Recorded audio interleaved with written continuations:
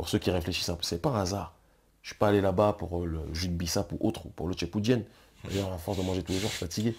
Mais c'est parce que c'est un lieu, symboliquement parlant, extrêmement important.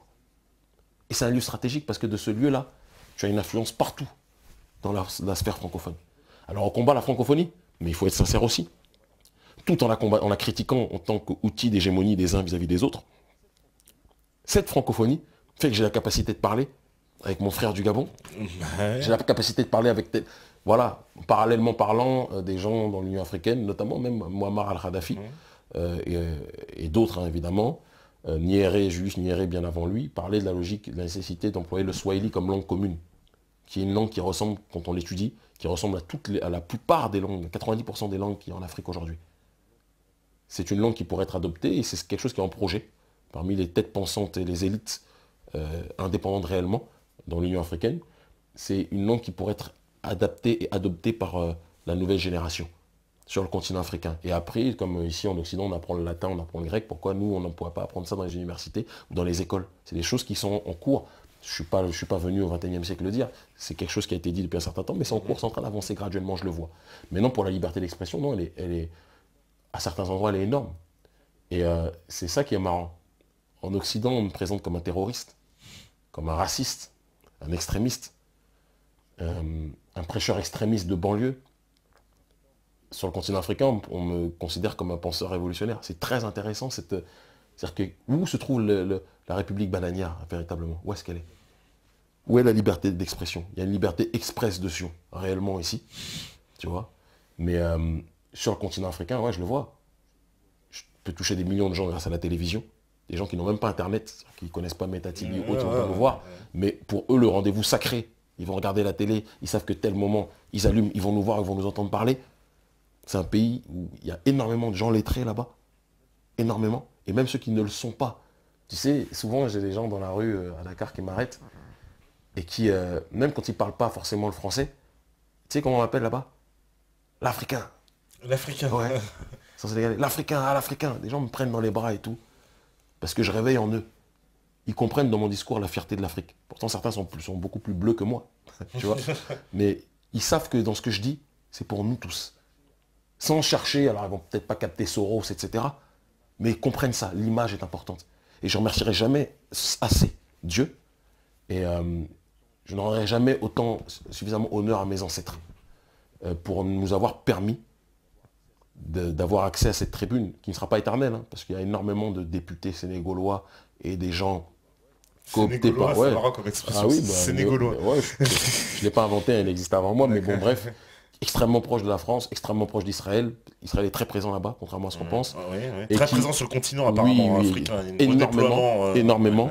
Et qui sont dans une logique de faire pression, une pression énorme, parce qu'ils disent comment on pouvait laisser sur l'émission la plus populaire ici un extrémiste repris de justice, etc. Il y a des courriers qui sont envoyés à la production.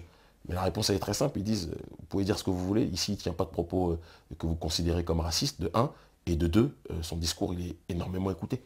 Il faut poser la question de savoir pourquoi. Et c'est là où j'admire les coronesses, excuse-moi le terme, qu'a une personne comme Aline Ndiaye, producteur de l'émission, parce qu'il subit beaucoup de pression. Mais il voit les résultats aussi. Il voit l'audience qu'on a. C'est une émission qui est diffusée sur tout l'Ouest africain, c'est ça ou En fait, je dis toujours Afrique de l'Ouest, mais Jeune Afrique a bien corrigé sur ce point-là dans l'article qu'ils ont fait sur nous. C'est diffusé dans toute l'Afrique francophone. Dans toute l'Afrique francophone. C'est-à-dire que là, cet été, il y a des gens qui nous ont écrit, qui habitent en France, qui étaient partis en voyage au Congo, qui nous ont vus, qui ont vu la rediffusion de l'émission dans un café, voilà, un café très fréquenté du côté de Kinshasa. C'est regardé partout dans l'Afrique francophone grâce au bouquet Canal+. Ils font une grosse erreur. Je ne vais pas les encourager à arrêter. Mais voilà, c'est-à-dire que 2STV, ils diffusent 2STV, parce que c'est la première chaîne privée, il y a la chaîne nationale, et puis il y a 2STV. Et en fait, quand on est arrivé, au départ, c'était une émission qui était c'était la plus suivie en termes de schéma politique, d'émissions politiques. Il s'inspire énormément de Ruquier, hein, qu'on soit très clair, etc. Ruquier de période Zemmour, Nolo. Oui, voilà, c'est un grand talk show, voilà. C'est ça le principe de l'émission. Et en fait, quand ils m'ont recruté, j'ai beaucoup plus élargi l'audience, au sens que j'ai arrêté de parler des débats sénégalo-sénégalais. J'ai parlé de la problématique africaine. Et c'est ce qui a fait que les autres, déjà, Africains, qui regardaient cette émission, parce que c'est une émission qui est extrêmement bien tournée, etc., il y a des sujets de fond qui sont donnés, ils ont encore plus regardé parce qu'ils se sont dit, là, maintenant, on parle d'eux. Chaque semaine, je parle d'une chronique d'un pays, etc., etc., etc. Et donc, on distribue pour toute l'Afrique. Et, bah, écoute, on est... Non, je suis content. Je suis très content. Je n'ai jamais été autant épanoui de ma vie par rapport à ce qu'on fait là-bas. Parce que là, finalement, ton émission, on va dire, c'est quoi? C'est un peu une tribune quand même. C'est clairement une tribune. C'est le contraire. C'est-à-dire que moi, je viens pas, tu sais, parce que c'est un showbiz aussi. Hein, oui, bien sûr. Ouais. Je connais, tu as été un artiste, un artiste toujours, donc tu sais un peu comment... Mais bon, en Afrique, c'est exagéré. Mais moi, j'ai toujours dit que je suis pas... Tu me verras jamais dans les soirées mondaines ou autres. Je viens là-bas, je suis en mission, je suis en service commandé. Moi, je suis là pour diffuser une idéologie. Je ne le cache pas. Et tout le monde me surnomme le panafricanisme, le panafricaniste là-bas, etc. Je suis là pour diffuser une idéologie, je ne suis pas là pour... Au départ, j'ai dû m'adapter parce qu'il fallait quand même faire ma partie du boulot qui était d'interroger des gens, je te le dis de toi et moi, qui parfois peuvent ne pas m'intéresser. Et par la grâce de Dieu, par la suite, j'ai eu la possibilité d'avoir ma propre chronique. Parce que j'étais suffisamment pertinent pour bousculer les gens que j'avais en face de nous, intellectuellement ou autres. Et maintenant, j'ai ma propre chronique politique où je peux parler des sujets que je décide. J'ai une entière confiance de mon grand frère Alioune Ndiaye. Et je sais que ça dérange beaucoup nos amis, notamment de l'ambassade d'Israël ou de France, qui sont très mécontents qu'on me laisse une tribune aussi immense, parce qu'ils savent que ça se diffuse dans toute la sphère d'Afrique francophone. Quelque part, ouais, tu diffuses des idées anti-impérialistes sur le continent africain quand même, on peut dire. Ouais. Comment? Excuse-moi, je suis en train de lire les questions. Tu lis les questions en même temps. Ouais. Je dis que tu diffuses Black Nihilism. Pourquoi avoir choisi l'anglais pour ce titre? Alors, c'est très simple. C'est parce que j'ai compris que parfois, il faut qu'on soit capable de prendre les armes de l'ennemi pour séduire les nôtres et pour toucher les nôtres. Moi, j'ai grandi dans l'univers hip-hop. Ouais. Toi aussi. Ouais. Dans la rue, quand je parle à mes frères, ils sont plus en mode Quinry qu'en mode Franchouillard ou en mode Alain Souchon. Tu vois ce que je veux dire? Et Black Nihilisme, c'est prendre l'arme de l'ennemi, la vitrine de l'ennemi, pour un contenu qui n'a strictement rien à voir et qui est opposé à ce dernier. Je l'assume complètement, c'est un choix stratégique de ma part. Et actuellement, la manière dont le livre se répand me donne raison. Pour parler peu, tu vois. Je dis dans le bouquin que l'une des plus grandes forces de l'ennemi, c'est sa capacité à savoir séduire et communiquer. C'est ce que j'ai dit quand je suis allé en Iran aussi. L'ennemi, c'est communiquer. L'ennemi, c'est séduire. Les résistants au mondialisme, eux, ont du mal à séduire. Ont du mal à s'adapter à la psychologie des masses. Lors d'une conférence à Rome, c'est la deuxième ville d'Iran, il y a un conférencier qui énonçait cette réalité qui était que le système occidental est dans cette logique où il parle des droits de l'homme au lieu de parler des droits naturels liés à Dieu. Il y a les droits divins, il y a les droits de l'homme. Quand on parle des droits de l'homme, en réalité, on parle des pulsions de l'homme. L'impérialisme a été capable d'exalter nos pulsions, nous caresser, nous séduire. C'est le rôle du diable. Le diable séduit.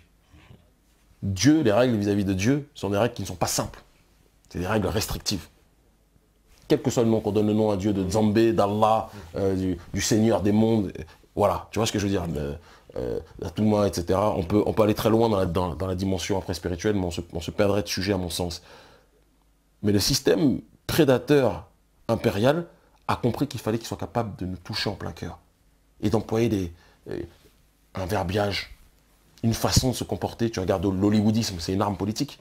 Moi, mais celui qui dit qu'il ne regarde pas Hollywood, c'est un grand menteur. C'est pour ça que souvent je vois des gens qui critiquent, critiquent tout le temps, mais quand ils sont chez eux, ils font le contraire de ce qu'ils disent. Moi, je suis cohérent. Je dis, le diable est très fort. Il faut qu'on soit capable, parfois, de prendre certaines armes de ce dernier et de les retourner contre lui. Moi, c'est ma vision. Celui qui lit maintenant dans le bouquin, il comprend, et tous ceux qui l'ont lu le comprennent, que c'est une opposition systémique, vis-à-vis de cette élite-là, qui nous détruit dans notre chair. Et il faut savoir communiquer avec ceux qui sont touchés par ce cancer. Alors, je vais prendre encore une question, parce que sinon, avant que... Alors, on me dit, Kémy Séba, ne pensez-vous pas que votre vision actuelle du panafricanisme est exagérément mélanocentrée, excluant du fait les populations arabo-berbères nord-africains? Alors, on va parler un peu, j'ai répondu tout à l'heure. Tu as répondu un peu tout à l'heure. J'ai répondu un peu beaucoup tout à l'heure. Ça, c'est une vision, encore une fois, je le dis, clairement victimaire, d'une personne qui n'est pas en adéquation avec les réalités du continent africain, et je vais dire pourquoi. J'ai dit et je répète que l'Afrique ne pourra marcher qu'à partir du moment où elle sera unie du nord au sud, de l'est à l'ouest. Et le projet panafricain, le FLN, c'est quelque chose que je n'oublierai jamais. Gamal Abdel Nasser et Kwame Nkrumah marchaient main dans la main. C'est une réalité panafricaniste. Mais il y a une réalité aussi qui est qu'aujourd'hui, il y a une scission due à une crise qui touche aussi le Maghreb, d'accord, une crise économique qui fait que certains sont dans une démarche de singer l'Occident et de se comporter vis-à-vis de l'Afrique subsaharienne comme ces derniers étaient les sauvages, les barbares de cette société moderne. Et je dis non, il faut qu'au Maghreb, il y ait certaines questions qui soient réglées. J'en parlais avec Ramadan, avec lequel, comme je le dis, je me répète encore, on a des accords sur énormément de choses. Tariq Ramadan, il est dans son univers, lui. On n'est pas, tu vois, on n'est pas sur le même terrain. Mais ce dernier là-dessus était capable de converger sur cette réalité-là. Il y a des choses qui doivent être réglées. De la même façon que l'homme noir doit arrêter de se comporter comme un paillasson, il faut que le Maghrébin aussi arrête de penser, arrête, et va arrêter d'une façon ou d'une autre. Pour ceux qui pensent comme ça, là-bas, c'est pas le cas de tous, il faut le préciser aussi. J'ai des frères, Anzar, Anas, à qui je passe d'ailleurs la paix, qui est un frère qui est au Maroc, si je ne m'abuse. Pas si je m'abuse, il est au Maroc, et qui fait un travail extraordinaire, qui est très engagé dans les questions ayant trait à la résistance vis-à-vis du mondialisme, etc., sur le continent africain. Des gens comme ça, c'est des gens que j'aime profondément. Mais aussi d'autres personnes qui doivent raisonner, qui doivent arrêter dès qu'ils voient des Renois. J'ai vu des trucs inimaginables, interdits aux Africains, des logements interdits aux Africains. Tu parles au Maroc? Au Maroc. Au Maroc, ouais. Mais le Maroc, c'est pas en Norvège. Tapez un Maroc interdit aux Africains. Ouais. Le Maroc, c'est pas en Norvège.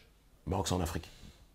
Tu vois. Ça veut dire qu'il y a vraiment l'Afrique du Nord aujourd'hui se sent séparée de... C'est pas tous. C'est pas tous, non. C'est pas tous. Comme je dis, il y en a qui sont dotés de raison au Maghreb. Mais il y a différents facteurs, on ne va pas revenir dessus, ceux qui verront l'émission, qui la reverront, comprendront de quoi je parle, j'en ai parlé au début. Mais non, il n'y a pas de question de mélanocentré, il y a une question de pragmatisme. Est-ce que c'est pas aussi une situation, parce que bon... Tu vois, je l'ai dit, c'est une situation économique. Économique, mais aussi, est-ce qu'il n'y a pas un facteur géographique? Parce que, par exemple, est-ce que l'Afrique du Nord... Bon, moi, j'ai eu la chance d'aller en Afrique du Nord aussi, je suis en Algérie, au Maroc.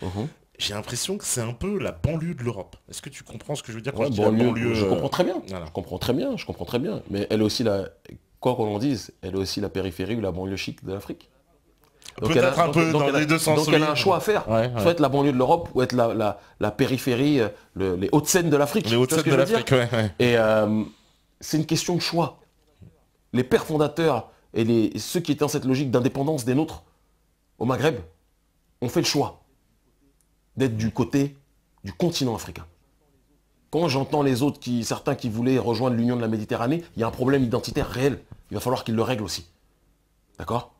Et donc je le dis, je le répète, moi j'ai pas de problème avec le Maghreb, mais j'ai un problème réel avec la manière dont les nègres sont traités à l'heure actuelle, pour des raisons économiques, pour des raisons culturelles, sur certains points, au Maghreb. Et ça va disparaître d'une façon ou d'une autre. Mais c'est intéressant parce que d'un point de vue géopolitique, ça voudrait dire quand même que, on va dire l'Afrique du Nord, le Maghreb, il est à la fois pris par, justement, on va dire l'Europe qui lui fait des appels du pied, voilà, l'Union pour la Méditerranée, et quelque part le continent en bas d'Afrique qui dit, mais vous êtes avec nous, venez avec nous. Alors ils sont un peu entre deux feux. Ils sont entre deux feux, et c'est pour ça que, tu sais, l'histoire du printemps arabe, tout ce que tu veux, tout le monde sait aujourd'hui que, de un, le monde arabe et le Maghreb, en Afrique, ce sont des endroits stratégiques d'une importance réelle sur le terrain de la cartographie géopolitique globale. Le printemps arabe qui s'est passé au Maghreb, c'est pas un hasard. C'est des laboratoires. Tout le monde sait que si la population prend la bonne direction dans cette région-là, on l'a vu avec la guerre d'Algérie. Ça doit déplaire peut-être à certains dissidents, on sait. Mais la guerre d'Algérie a donné le tempo à beaucoup de gens sur le continent africain. À beaucoup de gens. C'est vrai. J'encourage les gens à lire l'enceinte de la révolution algérienne de Frantz Fanon. Ça ne veut pas dire que tout ce qui se passe en Algérie est parfait, mais ils ont donné le tempo sur beaucoup de points. Mais si on pousse le Maghreb vers un fossé sans fin, sans fond, d'autres qui s'inspireront de leur prétendu printemps arabe, qui est en réalité un hiver arabe, répéteront les mêmes schémas, les mêmes erreurs. Et c'est pour ça que la stratégie de cooptation en Afrique s'est accélérée d'abord dans le Maghreb, avant de s'étendre par la suite en Afrique subsaharienne. Il faut analyser, il faut décortiquer. Et moi j'ai une grande confiance vis-à-vis des esprits libres au Maghreb, qui, je le sais, luttent au quotidien, sont minoritaires, mais luttent au quotidien contre la négrophobie qui est là-bas, contre la division voulue par l'oligarchie mondialiste, la division, la scission entre l'Afrique du Nord et l'Afrique subsaharienne, qui lutte pour qu'on comprenne que la logique de la traite arabe et l'infériorisation des Noirs dans la psychologie d'un certain nombre de gens là-bas, c'est quelque chose qui doit être éradiqué, parce que qu'on le veuille ou pas, les Bédouins sont issus d'un métissage sur la durée. Les Bédouins ne sont pas des Norvégiens. Alors je sais qu'après, il y a en dehors des Bédouins, il y a les Berbères. Alors maintenant, il y a le courant luganiste. Le gars, il vous dit, vous êtes des Ariens, vous y croyez, alors qu'il est en train de servir de vous comme des tirailleurs. Chacun fait ce qu'il a envie de faire. Mais il y a une chose qui est certaine. C'est qu'on a un destin commun, qu'on le veuille ou pas. Soit certains se comporteront comme les prostituées de l'oligarchie, ou ils se comporteront comme le fusil des damnés. Et moi, je crois énormément dans cette responsabilité, non pas de conduire la voiture africaine, mais dans cette possibilité que peuvent avoir certaines voix au Maghreb d'apporter leur voix au concert africain. Muammar al-Kadhafi n'était pas un Burkinabé, mais il a donné le tempo à la fin. Quoi qu'on puisse dire sur lui, on peut avoir des désaccords sur lui, c'était pas. Il y a plein de complexité autour de son personnage, mais il a donné le tempo. Et il a déjà, oui, puis il y avait la fameuse déclaration, puisqu'il avait dit quand il s'est retourné vers l'Afrique quand il avait quitté le monde. Il avait claqué la porte du monde arabe et il avait dit j'ai perdu mes frères arabes et j'ai retrouvé 1 milliard de frères de l'autre côté. En tout cas, quel que soit, certains disent qu'il a fait ça par opportunisme, tout ce que tu veux. Certains même disent qu'il a tué Sankara, j'ai pas de preuves. Souvent, quand l'impérialisme relaie, je fais très attention. La seule chose que je sais, c'est tout ce qu'il a donné pour financer les mouvements de résistance afro-diasporique. C'est des choses qu'on ne dit pas. Et continentaux. Kadhafi a énormément aidé. L'un de mes grands frères, Khalid Mohamed, des aînés en tout cas, qui étaient mes modèles quand j'étais plus jeune, même si après on avance, qui a reçu les financements de ce dernier. D'autres ont reçu les financements de ce dernier. Sur le continent africain, Kadhafi a beaucoup contribué en termes de solidarité vis-à-vis de l'ANC. Oui. C'est des choses qu'on doit dire. Bien sûr, c'est la première visite, je crois, de Mandela quand il sort. Il va voir Kadhafi. Et ça leur déplaît. Et quand Mandela, avant de mourir, refuse de serrer la main dans un premier temps à Obama, on sait pourquoi il fait ça. On sait pourquoi. Parce qu'il a fait tuer Kadhafi et que ça l'emmerde. Et ça, il ne le pardonnera jamais. Donc, et il se fait porter pâle comme Obama. Là, on sait que c'est faux, il était en pleine forme, bien sûr. C'est un très grand stratège. Je me suis dit, voilà, après Mandela, on peut aussi parler de manière illimitée, mais voilà. Donc, moi, mon regard sur le Maghreb, il est nuancé, mais il est sans concession quand même. Je dis, l'Afrique ne pourra pas se développer en étant scindée en deux. Oui. Mais l'Afrique devra régler ses problèmes, pour de vrai. Et puis toi, tu tends la main, quoi. Je tends la main, mais c'est pas une main molle, c'est pas la main de McDoom. Tu vois? C'est la main de quelqu'un qui dit, je te regarde dans les yeux, je te dis, faut qu'on parle. Faut qu'on parle. Faut qu'on parle, mon frère. Tu vois? Et ça, c'est quelque chose qui... si on ne comprend pas demain qu'on doit marcher ensemble sur le continent africain, on va périr tous séparément. Pour paraphraser les autres qui disent, voilà, si chacun marche de son côté, on sera tués tous individuellement. Il faut qu'on soit capable de s'unir. Comme nos aînés l'ont fait dans la période des années 60, sauf que là, c'est plus le colonialisme old school, on est dans le mondialisme, qui est global, qui est planétaire. Je ne sais pas si tu as vu ce qui se passait à Hong Kong, je voyais ça quand j'étais en tôle, à Fleury. Même à Hong Kong, révolution des parapluies, toujours la même chose. Stratégie de cooptation de la jeunesse fragile, qui n'a pas forcément des concepts définis. Et on leur vend du démocratie, on leur vend du droit de l'homisme, du droit à décider de leur propre destinée. Oui, il faut qu'ils décident de leur propre destinée, mais pas qu'ils soient alignés sur un axe qui n'est pas le leur. Qu'est-ce qu'on voit en pilier idéologique de ces gens-là? Monsieur Zimmerman. Je ne savais pas que Zimmerman était à Hong Kong. Mais bon, apparemment, ils ont des cartes, ils sont partout. Tu vois? Donc il faut qu'on réfléchisse à tout ça aussi. Et qu'on avance de manière prudente. Le mondialisme est global. Il faut que notre résistance, nous, soit réelle et solide. Et ça ne passe que par la solidarité, que par le dialogue entre nous. Et l'Afrique, elle est plus fragile que l'Europe pour justement ces méfaits du mondialisme Elle est beaucoup plus perméable. Elle est beaucoup plus perméable. Beaucoup plus. Parce qu'elle est sous assistance respiratoire depuis longtemps. Mais en même temps, son réveil sera plus brutal que le continent européen.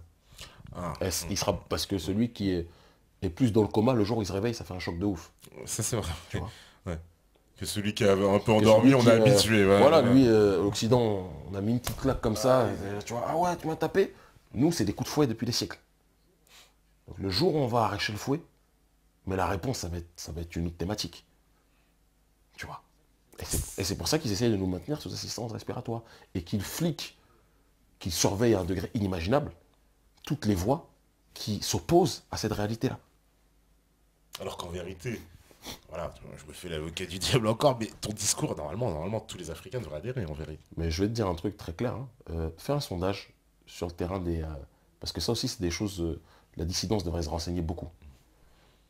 Sur le terrain africain, on va prendre dans un premier exemple francophone, cite-moi des personnes, aujourd'hui, qui réunissent plus de personnes que nous autres, que moi-même, dans la démarche qui est la nôtre. Cite-moi, ça m'intéresse.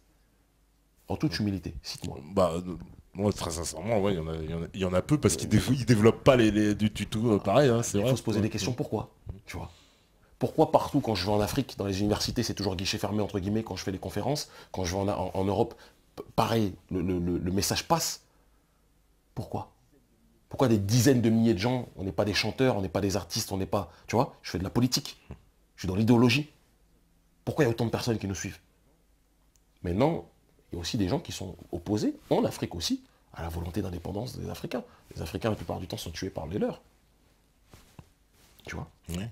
Mais ce qui est certain, c'est qu'on peut avoir nos détracteurs, on peut avoir nos rageux, nos haineux, mais personne ne réunit autant que nous dans la chapelle d'indépendance africaine. Ça, c'est du factuel. Demandez à d'autres, demandez à des Patrick Mbeko, demandez à des Gomez, demandez aujourd'hui qui est-ce qui réunit autant. Il y a des raisons. Alors, il y a une question que je vais te poser, parce que je l'ai vu aussi tout à l'heure qui traînait. C'est quoi tes rapports aujourd'hui avec la Nation of Islam? Alors qu'on parle clairement et simplement, et j'en parle dans le livre, j'encourage tout le monde à le lire. J'ai été formé par la Nation of Islam. Ils m'ont donné un logiciel argumentatif. C'est dans cette organisation que j'ai appris à m'exprimer, dans la rue. Château d'eau, Châtelet, au départ Los Angeles, Watts et tout ce qui s'ensuit. Je suis revenu à une certaine époque en pensant que je pouvais contribuer à changer certaines choses dans le mouvement, avec lequel je pouvais être en désaccord. J'en parle dans le livre, j'ai pas besoin d'en parler là. J'ai vu que certains, sans rentrer dans trop de détails, voyaient comme un danger la présence qui était la mienne. Parce que j'ai une audience que la Nation n'a pas, dans la sphère francophone, qu'on parle peu, il faut parler réellement. Et c'est pas le problème de l'audience même qui est le plus présent dans le rapport que j'avais à certains en mouvement, mais c'est mon degré de malléabilité. Est-ce que je suis quelqu'un qui peut être, tu vois, contrôlé d'une certaine façon, qui peut être orienté d'une certaine façon? Moi, non. Donc ça crée un stress, ça crée des tensions. Moi, j'avais une vision, je voulais peut-être adapter la Nation of Islam à des réalités plus réelles, sur un terrain, pour moi, spirituel, sur un terrain continental ou politique. J'ai vu que ça n'a pas été possible, je me suis séparé, basta. Donc je ne suis plus dans la Nation of Islam depuis un certain temps. Et ceux qui lisent le savent. Oui, bien sûr. Tu vois, voilà. Donc après, il y a toujours des cassos du net, parce qu'il faut les appeler comme ça. Ils vont dire, ouais, il y est organisation, association Koufar, ouais, dedans, ils disent FARD. Écoutez, si vous avez quelque chose à dire à la Nation, allez parler à l'organisation Nation of Islam. Moi, la seule chose qui m'intéressait par rapport à cette structure, c'est ce qu'elle apportait à la diaspora noire dans un certain ordre d'idées. J'ai des gros désaccords avec cette structure, mais je ne vais pas les dire ici. Parce qu'on est très fort pour parler de désaccords, mais on est très fort très faible, pardon, pour parler de ce qui nous unit. Donc c'est pour ça qu'aujourd'hui je suis dans une démarche de traditionnalisme. C'est parce que justement, il arrive un moment où il faut être aussi le plus pragmatique, aller au bout de la démarche. Pour moi, la Nation a été une étape, mais ne peut pas être une finalité. Absolument pas. J'apprécie énormément Farrakhan, j'apprécie énormément Léo Mohamed, j'apprécie énormément Nouri Mohamed et des tas d'autres. Wesley Mohamed, d'autres, tout ce que tu veux. Mais je veux dire, par rapport à la réalité africaine, il y a un moment, il y a des limites. Que moi, je vois. Tu es plus proche de cette réalité africaine. Ouais. Donc voilà, je suis confronté à ces réalités-là. Et il y a un moment, il faut aller au bout du pragmatisme. Et c'est en ce sens-là que j'agis aujourd'hui avec très grande simplicité. Donc voilà. Alors il y a une question, puis tout à l'heure aussi on me l'a demandé, voilà.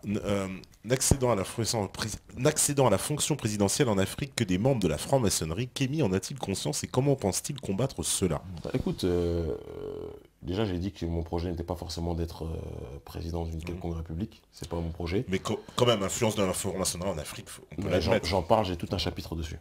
J'ai dit franc-maçon Afrique, la guerre sera avant tout ésotérique. Il y a France-Afrique et il y a franc-maçon Afrique. Donc je suis extrêmement conscient de ça.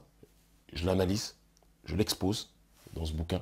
Et voilà, tous ceux qui l'ont lu le savent. Maintenant, je dis toujours que le plus gros recours en termes de résistance à la franc-maçonnerie, ce sera la compréhension de la tradition. Parce que la maçonnerie n'est rien d'autre qu'un occultisme qui s'inspire de la tradition mais qui la dévoie. Des choses qu'on ne dit pas. Pourquoi les maçons ont un si grand pouvoir? C'est parce qu'ils prennent la sève de la tradition. Mais comme le diable, qui à la base était un ange déchu, le diable détourne une voie naturelle et originelle, quel que soit le nom qu'on veut donner au diable. Et je dis qu'il faut comprendre la manière dont la maçonnerie résonne, dont la maçonnerie fonctionne. Et être capable de s'insérer dans la tradition pour mieux la combattre. La tradition primordiale, je ne parle pas de la coutume, qui est une dégénérescence de la tradition. Ça aussi, j'encourage toute personne à lire René Guénon à ce sujet. Oui. Et dans l'état d'esprit qui est le nôtre, on est dans une logique aujourd'hui, je suis dans cette démarche où je me dis que à partir du moment où tu te réinsères dans cette logique pérennialiste, rien n'est impossible dans la dimension qui est la nôtre. Il faut juste être capable de connaître l'ennemi et nous connaître nous-mêmes.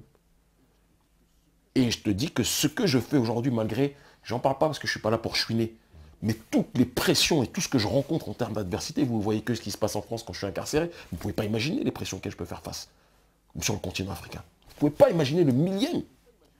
Vous ne pouvez pas imaginer le nombre de services de renseignement lorsque je voyage dans tel ou tel pays au Moyen-Orient ou ailleurs qui me surveillent. Vous n'imaginez pas ça. Vous n'imaginez pas sur le continent africain les services de renseignement des pays dans lesquels je suis, qui sur ordre de telle ou telle personne, je ne suis même pas dans une logique d'attaque à dominem, je constate juste des faits. La manière dont ils se comportent vis-à-vis de moi, vous n'imaginez pas ça. Mais on est protégé. Sans être dans une logique d'illuminé, je te dis vraiment, on est protégé.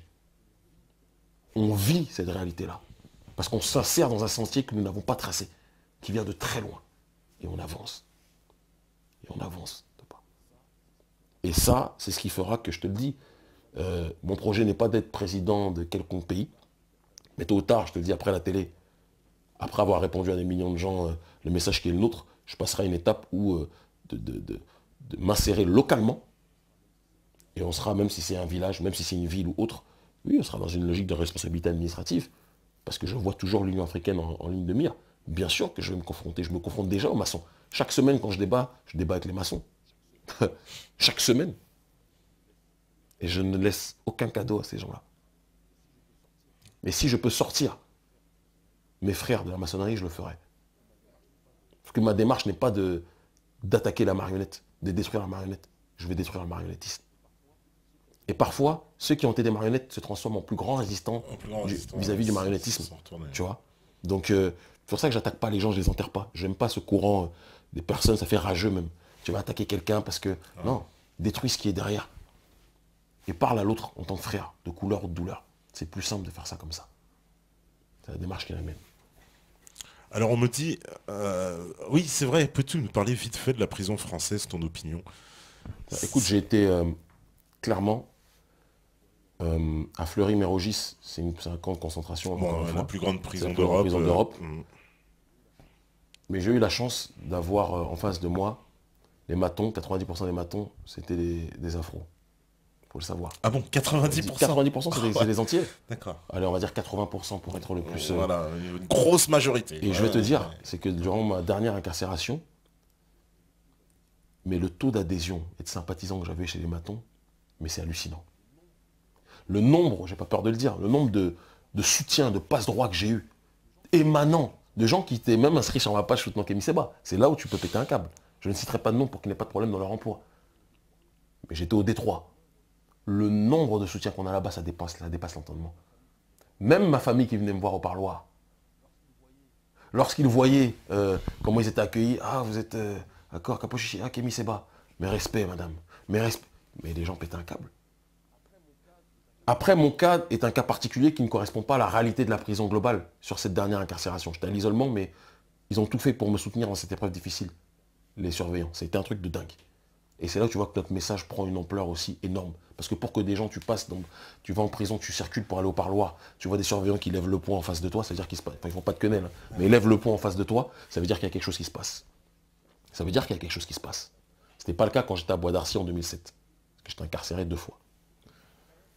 Après, l'état de la prison en tant que tel, c'est l'inhumanité dans sa... Au-delà de moi des passe-droits que j'ai pu avoir, hein, c'est l'inhumanité dans sa forme la plus réelle. On prive l'être humain de sa dignité. Tu manges, tu as la bouffe, tu as les toilettes, portes ouvertes. Juste à côté de là où tu manges, tu n'as pas de désodorisant. Donc tu respires l'odeur de ta déjection quelque part. Tu vois? Tu vis avec cette odeur. Elle imprègne ton corps.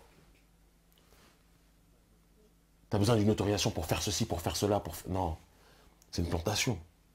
C'est une plantation. Donc la prison, non, c'est quelque chose qui déshumanise. Ça détruit ou ça renforce. Ça détruit ou ça renforce. Ça détruit ou ça renforce, clairement. Ou ça pousse à la folie, certains. Moi, la prison m'a renforcé. Je suis déjà un grand lecteur. À la base, je bouffe des livres comme je mange du tchèpoudjian. Mais j'ai énormément lu en tôle. Ça m'a permis de me... Tu vois, toujours des livres de philo.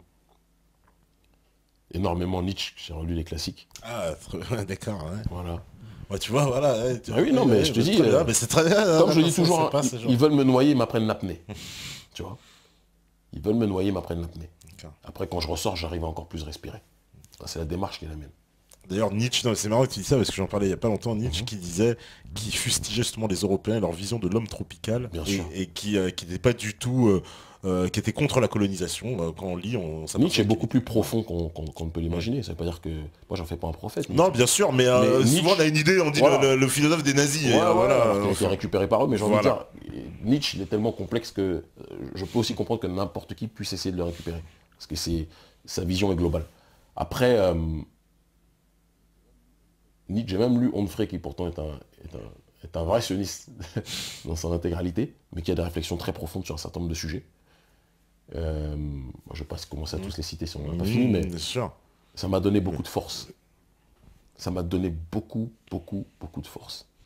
On me dit, Kémy Séba, cher Kémy Séba, n'avez-vous pas peur que le squelette de votre idéologie serve un jour, après remise, déformation et contrôle de votre mouvement par l'oligarchie, à fabriquer une fédération continentale qui retombe dans un schéma mondialiste type Union Européenne? Avez-vous pensé à vous prémunir les vôtres contre ce risque? J'ai envie de répondre au frère de lutte qui écrit ça, quelle que soit sa couleur de peau d'ailleurs, que c'est déjà ce qui se passe dans l'Union africaine. Ce dont il parle, c'est exactement ce qu'est l'Union africaine aujourd'hui. Donc ça ne peut pas être pire que ce que c'est maintenant. Ils pourront essayer de retourner ce que nous, on est en train d'essayer de conceptualiser en termes de résistance. Mais c'est déjà ce qui se passe actuellement. Et nous, on est dans une logique d'essayer de déconstruire ça. Et tu sais, ce qui manque en prison, là aussi, je regardais énormément l'État islamique, sur lesquels voilà, on sait ce qu'il en est, on sait les manipulations qu'il y a autour de tout ça. Mais au-delà de la diabolisation, je connais des gens personnellement,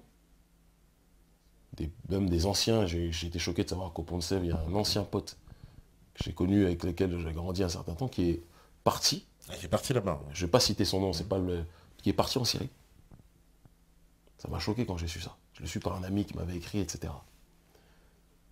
Mais je peux comprendre, dans cette logique de transcendance, que certains soient prêts à frôler la mort pour leurs idées. Parfois aillent dans un nihilisme qui n'est pas un nihilisme actif, mais qui sont entraînés par cette logique du nihilisme passif en tant que tel. La déconstruction, ici, ils doivent tomber dedans pour faire tomber ce schéma. Ils vont dans cette logique-là. C'est le schéma de domination. Mais il y a une chose qui est certaine, c'est que ce qu'ils appellent les djihadistes, ça ne veut rien dire. Le terme djihadiste, c'est un concept de BFM. Parce que le djihad, d'abord, c'est le plus grand des djihad, c'est le combat contre soi-même. Ah, c'est un combat intérieur. Tu vois, quelle que soit notre religion d'ailleurs, tu vois, c'est un concept même universel en réalité. Ce qu'ils sont prêts à faire pour leur dévotion vis-à-vis du Créateur, de l'Omniscient, je pense qu'il manque beaucoup ça à l'Afrique. Quelles que soient nos confessions religieuses d'ailleurs. Il manque énormément cette réalité qui est que être prêt à tout détruire autour de nous. Pas détruire les hommes, hein, mais détruire nos chaînes. Pour être dans cette logique de transcendance. Moi, je suis admiratif de ça. Ça ne veut pas dire que je suis admiratif que quand ils tuent des gens autres ou le terrorisme, c'est pas ça. Peut-être qu'il faudrait pour qu'on parle d'un métaterrorisme, tu vois, sur ce terrain-là, mais